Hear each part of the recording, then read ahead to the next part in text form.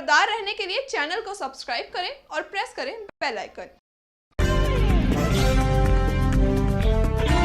बोलिए नेताजी में India time 24 news ने भाजपा बुद्धिजीवी प्रकोष्ठ के प्रदेश सह संयोजक विनय चौहान से खास बातचीत की। विनय चौहान का नाम बीजेपी के क्षेत्रीय जुझारू व सक्रिय नेताओं में आता है।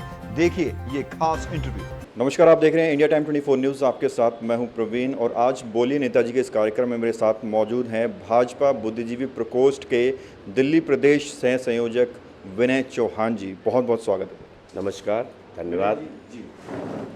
सबसे पहले तो मैं जानना चाहूँगा कि जो भाजपा बुद्धिजीवी प्रकोष्ठ है इसकी क्या भूमिका है, कब इसका गठन हुआ और ये कैसे काम करता है? देखिए, बुद्धिजीवी वर्ग जो है वो आपने देखा ही होगा, देश को कहीं न कहीं हिला के भी कई बार रख देता है। लेकिन हम लोगों को जिस तरह से इंटेलेक्चुअल जो लोग होते हैं, जो सामाजिक लोग होते हैं या जो समाज के लिए योगदान होता है, उन लोगों को कहीं नहीं देश के प्रति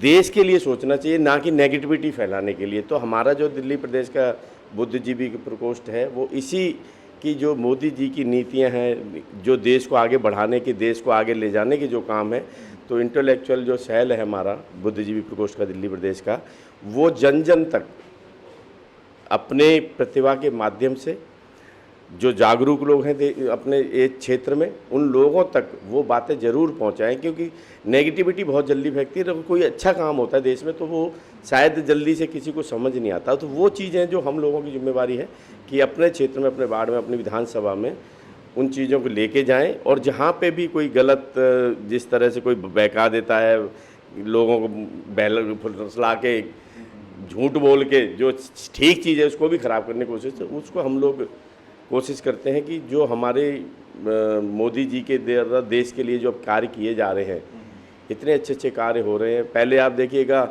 कांग्रेस के ही प्रधानमंत्री ने, किसी प्रधानमंत्री ने कहा था कि हम 1 रुपया भेजते हैं तो 15 पैसे नीचे तक जाते हैं। और आज बड़े गर्व के साथ कहते हैं मोदी जी का 1 रुपया उस व्यक्ति के पास पहुंचता है जिसके पास पहुंचना चाहिए। तो ये बड़ा ज़रूरी है। तो बेसिकली देखा जाए तो जो मोदी सरकार की, भाजपा की जो जनहित से जुड़ी योजनाएं हैं उनके प्रति लोगों को जागरूक करना इसका जो है उद्देश्य है। मोदी जी की तो योजनाएं हैं, लेकिन देश के लिए जो अच्छा हो सकता है वो भी हम लोगों की जिम्मेवारी है।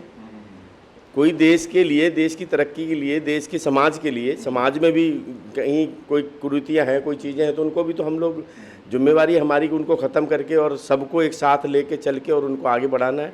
जो लोग भटके हुए हैं, जिनको वर्गला दिया गया, जिनको ये कह दिया कि मुसलमानों को तो अब इंडिया में रहने नहीं दिया जाएगा, ऐसा नहीं है। जो लोग बाहर से, जो हिंदुस्तान के मुस्लिम नहीं हैं, जो अनऑथराइज रह रहे हैं, जो, ये कोई धर्मशाला थोड़ी ना कि जो मर्जी उठ के चलाए और वो देश वाले उसको स्वीकार कर लें। विदेश में हम भी जाते हैं तो हमारा वीज़ा जब तक है हम तब तक रह सकते हैं, उसके बाद हमें अपने देश आना पड़ेगा। इसी तरह से जो लोग बाहर के आए हुए हैं, चाहे वो कोई भी हों, उनको देश की नागरिकता नहीं है तो वो नहीं रह सकते हैं। कि कब जो है इसके सम्मेलन कब होते हैं, इसकी वार्ता कब होती है और क्या कुछ योजनाएं तैयार की जाती हैं? हमारी महीने में बैठक होती है, प्रदेश में बैठक होती है। उसके बाद कोई योजना अगर जो हमें नीचे तक ले जानी, वैसे तो हम लोग जागरूक रहते ही हैं, आप तो देखते ही हैं। हमारी जिम्मेवारियां हैं वो मैं अपने क्षेत्र में हर तरह से पूरी करने की कोशिश। ऐसे ही हमारी टीम, पूरी टीम दिल्ली प्रदेश की, वो सब अपने अपने कार्यों में लगे रहते हैं। और बैठक मंथली, एक मासिक बैठक हमारे लोगों की होती है। बुद्धिजीवी प्रकोष्ठ में होते हुए विनय चौहान की अगर उपलब्धियों की बात करें तो क्या कुछ उपलब्धियां अभी तक रही हैं और क्या कुछ योजनाएं, क्या कुछ अभियान आपने यहाँ चलाए इसके अंतर्गत? मैं अपने यहाँ की बात करूँ या अपने राष्ट्रीय लेवल की करूँगा? राष्ट्रीय लेवल की बता दीजिए। देखिए, मोदी जी ने सबसे बड़े जो काम किए हैं, एक गरीब आदमी खाता नहीं होता था, विदेशों में आप चले जाइए सबका खाता होता है। सरकार की कोई योजना आती है तो उसके अकाउंट पे, आज जैसे महामारी अमेरिका में, तो अमेरिका में हर व्यक्ति के $2000 उनको, या $400-500 जिस हिसाब से उनको मिलना उनके खाते में जाते हैं। आज मोदी जी इस कोरोना के टाइम पे इतने लोगों को मदद दे पाए, तो उनकी वजह क्या थी? जनधन योजना जो हमने चलाई थी, सबका, गरीब से गरीब, बिना जिसके पास पैसे नहीं उसका भी अकाउंट खुलना चाहिए। और जो योजना सरकार की गरीबों के लिए है उनके खाते में डायरेक्ट जानी चाहिए। किसानों की बात करते हैं, जो किसान हमारा अन्नदाता है, हमें आगे बढ़ाता है हमारे लिए, लेकिन वो भूखा मरता है क्योंकि उसको सहायताएं नहीं मिलती। लेकिन आज देखिएगा, सीधा मोदी जी की जो योजना है किसान के लिए, उनके पैसे अकाउंट में जाते हैं, उनके कार्ड बन रहे हैं, उनके ऋण माफ़ करे जा रहे हैं, उनको ऋण उपलब्ध किया जा रहा है कि आप किसी तरह से भी परेशान ना हो। कई हम मुहिम चलाते हैं पत्रक के माध्यम से, जो योजनाएं होती हैं हम लोगों तक जागरूक करते हैं, घर घर जाके बताते हैं, और हमारे कार्यक्रम भी होते रहते हैं। तो हम तो जब भी कहीं मीटिंग होती है, कहीं भी हम कार्य क्षेत्र में जाते हैं, तो हम मोदी जी की जितनी योजनाएं मैं उनको पहुँचाता हूँ, उनको वहाँ तक कहता हूँ। जैसे अभी मोदी जी ने कहा था कि 15 अगस्त भारत गंदगी छोड़ो भारत, ये अभियान, स्वच्छता अभियान पहले मोदी जी ने चलाया था, और आपने देखा हो मैंने बढ़ चढ़ के। लेकिन एक बड़ा दुख है मुझे कि नागरिक जो देश के हैं वो कब समझदार होंगे। सारी जिम्मेवारी प्रशासन पे, सारी सरकार पे जिम्मेवारियों से काम नहीं चलता है। अब आप देखिए हम कितनी सफाइयाँ करवाते हैं सामने, लेकिन लोग घर से आएंगे थैलियाँ यहाँ डाल देंगे। नाले पर आप चले जाइए, अपने घरों के मलबे, अब आप बताइए, आप 50 लाख 10 लाख से मकान बनाते होंगे, कितना ही पैसा लगता होगा, तो वो जो उसका मलबा निकलना, उसकी किसकी जिम्मेवारी, कहाँ डालना चाहिए। अब यहाँ क्या करते हैं, मलबा उठाया रात को नाले पे डाल दिया है, अब उसकी मैं कितनी बार सफाई करवाऊँगा। मलबा, वहाँ गाड़ियाँ खड़ी रहती हैं, गाड़ियाँ हटवाओ तो दिक्कत है। तो ऐसे ही जागरूक होना बहुत ज़रूरी है। हम जिस दिन अपने देश में अपना स्वार्थ छोड़ के काम करेंगे, हमारे देश में सबसे बड़ी विडंबना है कि हम लोग सेल्फिश बहुत हैं, तो बड़ी तकलीफ़ होती है कई बार। एक सक्षम व्यक्ति, एक समझदार व्यक्ति, एक पढ़ा लिखा व्यक्ति जब इस तरह के कार्य करता है तो तकलीफ़ होती है कि हम इतनी जागरूकता चला रहे हैं, मोदी जी इतनी जागरूकता चला रहे हैं कि भैया स्वच्छ रहिएगा, स्वच्छता से बीमारी ख़त्म होगी।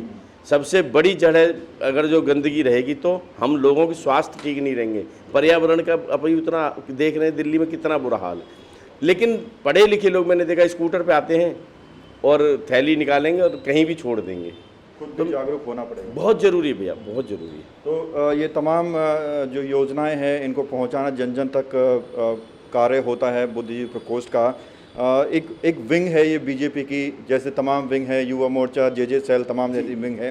तो जैसे जे सेल जो है झुग्गी बस्तियों में काम करती है, उनकी समस्याओं को सरकार तक पहुंचाती है, उस पर काम करती है, तो क्या प्रैक्टिकली भी कुछ बदलाव का, ये विकास का भी जिम्मेदारी है? नहीं, हमारी जो बुद्धिजीवी प्रकोष्ठ, इसमें आप देखिए हमारे इसमें डॉक्टर्स जुड़े हुए हैं, हमारे इसमें वकील जुड़े हुए हैं, हमारे यहाँ सीए जुड़े हुए हैं, जितनी भी प्रोफेसर जुड़े हुए हैं, बुद्धिजीवी वर्ग जो भी है, लेखक है या कोई कवि है, सारे वो वर्ग के लोग जुड़े हुए हैं। इसमें वो लोग हैं जो समाज को अपने माध्यम से, जैसे डॉक्टर हैं तो डॉक्टर जो हमारे जुड़े हुए वो सेवा तो कर ही रहे हैं, उसके अलावा वो आपको समझाते भी हैं। जो हमारे शहर के डॉक्टर जहाँ बैठते हैं तो कहीं न कहीं वो जब व्यक्ति उनके पास आता है तो उनको ब्रेन वॉश भी करते हैं, भैया ये आप बीमारी आपको आई तो आप ऐसे कीजिए, वैसे इसको दूर करने को पाए, जैसे गंदगी है उसके बारे में बताते हैं। फिर बहुत सारी योजनाएं हैं जो लोग कहते हैं मोदी तो सब फेंकू है, एक भी योजना ऐसी नहीं जो मोदी जी ने कहा और वो ना क्रियान्वित हुई हो। तो ये सब विपक्ष के काम है। आज देख लिए फेसबुक पे अब इतनी गंदी मानसिकता आ गई, अब फेसबुक भी हमारा हो गया। राफेल का मुद्दा हो, चाहे ये पीएम केयर फंड का हो, तो ये तो कोर्ट भी ये कहता है कि मोदी गलत नहीं कर रहे हैं, मोदी देश के लिए लगे हुए हैं, मोदी देश के लिए लगे हुए हैं। ये तमाम जानकारियां आपने सिर्फ बुद्धिजीवी प्रकोष्ठ का नाम सुना होगा, लेकिन इसकी भूमिकाएं क्या हैं, जिम्मेदारियां क्या हैं, कैसे ये काम करते हैं, इस पर हमने तमाम जानकारी विनय चौहान जी से ली। एक छोटा सा ब्रेक लेंगे और ब्रेक के बाद जो मौसमी बीमारियां चल रही हैं, डेंगू, चिकनगुनिया, मलेरिया, इनसे बचाव के लिए क्षेत्रीय लेवल पर क्या कुछ काम हो रहा है, ये इनसे पूछेंगे। जल्द लौटते हैं। भगत चंद्रा हॉस्पिटल विश्व की सभी आधुनिक और बुनियादी सुविधाओं से परिपूर्ण एक world class multi speciality hospital, Mahavir enclave, Palam Dabri road पर स्थित साउथ वेस्ट दिल्ली का एकमात्र मल्टी स्पेशलिटी हॉस्पिटल, जहां 24 घंटे आपकी सेवा में उपलब्ध हैं वेल क्वालिफाइड डॉक्टर्स और हेल्पिंग स्टाफ। डॉक्टर सीएम भगत द्वारा स्थापित भगत चंद्रा हॉस्पिटल आपकी सेहत का ख्याल रखना ही इसकी प्राथमिकता है, वो भी अफोर्डेबल रेट्स में। और ब्रेक के बाद आपका स्वागत है। विनय चौहान जी मेरे साथ बने हुए हैं। सर, मौसमी बीमारियां चल रही हैं, बरसात हर दिन हो रही है, चिकनगुनिया, डेंगू से बचाव के लिए कितनी तैयारियां एमसीडी कर रही है और क्या कुछ ज़मीनी स्तर पर काम हो रहा है? देखिए, अब आप सामने ही देख सकते हो, ये विभाजित ज़मीन है हमारे दफ्तर के सामने, और आपने देखा लगातार पंप चल रहा है, लेकिन बारिश होती है, पानी की निकासी नहीं, फिर भी ये कंटिन्यू मैं इसको खाली करवाने में लगा हूँ। इसी तरह से जहाँ जहाँ जल भराव की समस्या थी, जहाँ नालियाँ थी, मैंने बड़ी सारी साफ़ करवा दी। मैंने खुद मैडम ने और मैंने दौरा किया, रेखा जी ने, और जहाँ जहाँ हमारा काम था वो हमने पूर्ण रूप से स्वयं करवाया। और अभी ड्राइव चला, लेकिन बरसात की वजह से वो ड्राइव थोड़ा बंद है, क्योंकि सुबह सुबह बारिश हो जाती, कर्मचारी उस टाइम क्या करेंगे। रही जो डेंगू और चिकनगुनिया की बात है, मलेरिया की बात है, उसका छिड़काव लगातार हमारी जो स्टाफ है दिन में 2-2 बार उनकी ड्यूटी लगाई हुई है। पहले 1 बार करते थे, लेकिन अब हमने व्यवस्था कर दी कि लड़के 2-2 बार जाएंगे क्षेत्र में, और कोशिश रहेगी कि हमारे क्षेत्र में ये कोई भी समस्या डेंगू चिकनगुनिया की ना हो। मैं अपने स्टाफ का, जो मलेरिया और डेंगू का स्टाफ है, मैं और जितना मेरी सफाई कर्मचारी, उनका आभार व्यक्त करता हूँ कि वो लोग इतनी शिद्दत से, चाहे लॉकडाउन का टाइम रहा हो, चाहे अभी जो महामारी रही हो, सैनिटाइजन का आपने देखा होगा, हमारी तो आपने सारी पोस्टें, कोई नकली काम नहीं होता कि भाई फ़ोटो बना लिए डाल दिए। मैं स्वयं, हम दोनों मिलके स्वयं सैनिटाइज किया, हफ्ते में 2-2 बार तो गाड़ी बुलवाई है, और कोशिश रही है, और आज हम कामयाब हैं। हमारे यहाँ बहुत ज़्यादा केस वेस नहीं है, तो ये खुशी की बात है। और मैं आभार व्यक्त करता हूँ इतने कर्मठ कर्मचारियों का, क्योंकि उनके सहयोग के बगैर कुछ भी नहीं है। उनकी इच्छा शक्ति जरूर चाहिए, और उनमें सहयोग करना हमारा नेता का काम है, क्योंकि उनको भी ज़्यादा प्रेशराइज करना या वो करना तो फिर कहीं न कहीं निराशा हाथ होती है कि मैं सर इतना लगा हूँ, फिर आप, मैं उनका सहयोगी हूँ, मैं उनको कभी तंग नहीं करता।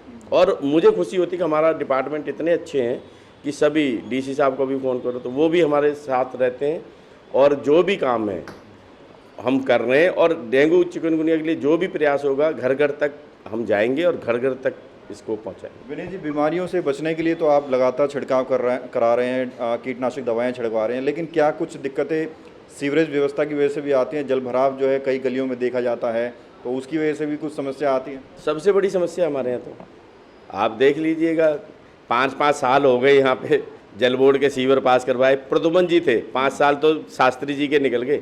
ये तो योजना हम लाए थे 2013 में जब चुनाव हुए थे, तो 2013 में लास्ट में बिल्कुल हम ये फाइल करवा के लाए थे सीओ से 87 करोड़ की। और आज तक बड़ा दुर्भाग्य हमारा, जो पेरिस बनाने की बात करते हैं, जो इसको दिल्ली को, आज देख रहे होंगे बसें डूब रही हैं, पानी भरे पड़े, क्योंकि ये व्यवस्था की नहीं गई। सिर्फ अखबार में, टीवी में 5 बजे बैठ जाओ, ड्रामा करके और बोल के सारे काम हो गए। आप देखिए कि यहाँ पे जब सीवर, ये टैंक सीवर पड़ गया है, तो हमारी कॉलोनी अब तक क्यों नहीं जुड़ रही? क्या वजह है, क्यों नहीं हो रहे काम? और जो पूर्ण रूप से सरकार में हुआ, अब तो बहाना भी नहीं है। सरकार आपकी, विधायक आपका, काम दिल्ली जल बोर्ड का, उसमें कहाँ दिक्कतें हैं? बल्कि इन्होंने अभी रोड कटेंगे करके डाल दिए, आप चलिएगा वशिष्ठ पार्क में, और इन्होंने आरआर कट का पैसा नहीं जमा करा है। बड़ा दुर्भाग्य है। मैंने काम इसलिए नहीं रोका कि लोग कहेंगे विकास कार्य बीजेपी वाले हैं, ये काम रोकते हैं, जबकि बिना आरआर कट के एक भी गली की तोड़ नहीं। आज 10 नंबर गली आप देख रहे हैं, कितनी मुश्किल से मैंने बनवाई थी, इसकी क्या हालत है। आप 3 नंबर गली आगे चले जाओ, खोद के डाल जाएंगे, तोड़ के जाएंगे। बरसात में खोदने की पहली बात परमिशन ही नहीं होती, लेकिन इन लोगों ने अति मचा रखी। काम तो करते नहीं है, कहीं भी चले जाएंगे, गड्ढे खोद देंगे, छोड़ के चले। बरसात में आप बताइएगा कहाँ जाएगा पानी? इतनी समस्या है, लेकिन जाग नहीं रहे, बिल्कुल नहीं जाग रहे। यहाँ के जो विधायक है विनय मिश्रा जी, मैंने उनका इंटरव्यू किया था चुनाव से पहले। उन्होंने कहा कि 2 महीने के अंदर सारी रोड, सारी जो सड़कें हैं दुरुस्त कर दी जाएंगी, लेकिन अब वो कह रहे हैं कि कोरोना आ गया, इस वजह से नहीं हो पाया। देखिए, अब विधायक जी के लिए तो मैं क्या कहूँ, लेकिन इनके झूठ के अलावा ये कुछ बोलते नहीं हैं। ये तो सब काम जब ज़रूरत होती है जनता को ये फ्री दे देंगे। आप लॉकडाउन में आप देखिएगा, जिनकी जो कमर्शियल दुकानें, छोटे छोटे दुकानदार हैं, उनकी दुकानों में जब दुकानें नहीं खुली, काम नहीं हुआ, छोटे फैक्ट्री वाले थे या कोई भी था जो कमर्शियल था, उनके किलोवाट के हिसाब से पैसे केजरीवाल ने क्यों नहीं माफ़ किए? बिजली माफ हाफ कर रहे ना, आज तक क्यों? वो जब बिजली हम यूज ही नहीं कर रहे, उसके पैसे किस बात के? पहले तो नहीं होते थे। आज किसी गरीब को कोई सहायता नहीं मिली। राशन वो जो आया मोदी जी का, वो गाड़ियां पकड़ी गई थी दिल्ली की, राजस्थान में। तो इतने बड़े भ्रष्टाचारी हैं ये, इन तो बस बोलते हैं, टीवी मीडिया पे ही ये सही काम करते हैं। क्षेत्र में चले जाओ तो जहाँ भी जाओगे गाली खाते मिलेंगे। ये इनका रिकॉर्ड है। अभी आपने देखा होगा इनके विधायक, और वो क्या, कौन सा वो था, वो क्या एक लेडीज, इतने बड़े बड़े ये कारनामे हैं इनके। चलिए, बात करने के लिए बहुत बहुत शुक्रिया। आपका भी बहुत बहुत धन्यवाद। तो ये थे मेरे साथ भाजपा बुद्धिजीवी प्रकोष्ठ के प्रदेश सह संयोजक विनय चौहान, जिन्होंने कोरोना से रिलेटेड, विकास से रिलेटेड, जलभराव से रिलेटेड, दवाइयों से रिलेटेड तमाम सवालों के जो जवाब बड़ी बेबाकी से दिए। देखते रहिए इंडिया टाइम 24 न्यूज़। खबरों से खबरदार रहने के लिए चैनल को सब्सक्राइब करें और प्रेस करें बेल आइकन।